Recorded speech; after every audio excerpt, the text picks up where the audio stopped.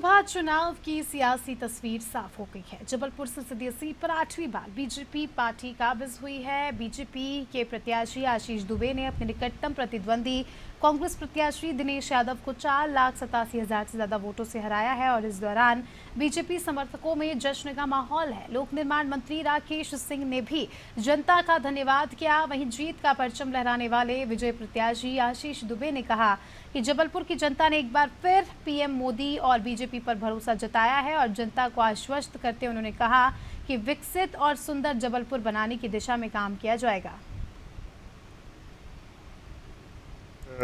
Jabalpur 13 Lok Sabha seat पे निर्वाचन पूर्ण हो गया है और जो चुने गए अभ्यर्थी हैं उनको सर्टिफिकेट प्रदाय कर दिया गया है।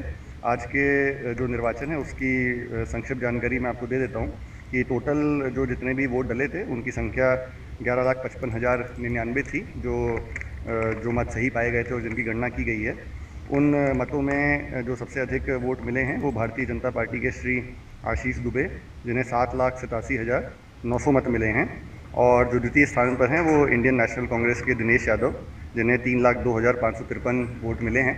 तो इस प्रकार भारतीय जनता पार्टी के श्री आशीष दुबे जो हैं वो नवनिर्वाचित सांसद हैं जिनको जबलपुर के जिनको प्रमाण पत्र जो है मेरे द्वारा प्रदाय कर दिया गया। विकास को और गति देने का काम, समग्र विकास की अवधारणा के साथ जबलपुर को और आगे ले जाने का काम।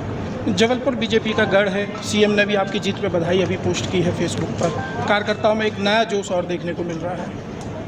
देखिए, जबलपुर अगर गढ़ बना है तो यहाँ के कार्यकर्ताओं की मेहनत से, हमारे संगठन के काम से, हमारी सरकार के काम से, जब हमने यहाँ विकास किया, यहाँ काम किया है, उसके बाद ही यहाँ के जनता का लगातार हमको आशीर्वाद मिल रहा है।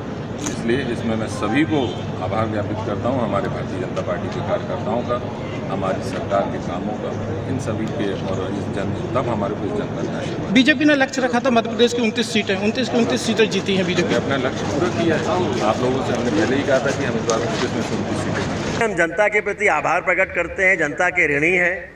मध्य प्रदेश में 29 में से 29 सीटें भारतीय जनता पार्टी की झोली में डाली हैं। हम ऐसा भी कह सकते हैं कि देश के प्रधानमंत्री माननीय मोदी जी के गले में जो विजय की एक माला बनने आने वाली है उसमें मध्य प्रदेश ने अपने पूरे 29 के 29 फूल उस माला में जड़ दिए हैं और इसके प्रति हम जनता के प्रति आभार प्रकट करते हैं। देश में भी जनता ने आशीर्वाद दिया है। ये बात ठीक है कि जितनी बड़ी संख्या में सीटों का अनुमान था और वो गलत नहीं था, जनता उस अनुमान के साथ थी, लेकिन कहीं कुछ कमी उसमें रह गई। लेकिन जो जीत हमें मिली है वो भी कम नहीं है। तीसरी बार मोदी जी के नेतृत्व में हम चुनाव के मैदान में उतरे और उसके बाद इतनी बड़ी संख्या में सीटें मिलना, मुझे नहीं लगता कि कांग्रेस या विपक्षियों को किसी बात का जश्न मनाना चाहिए।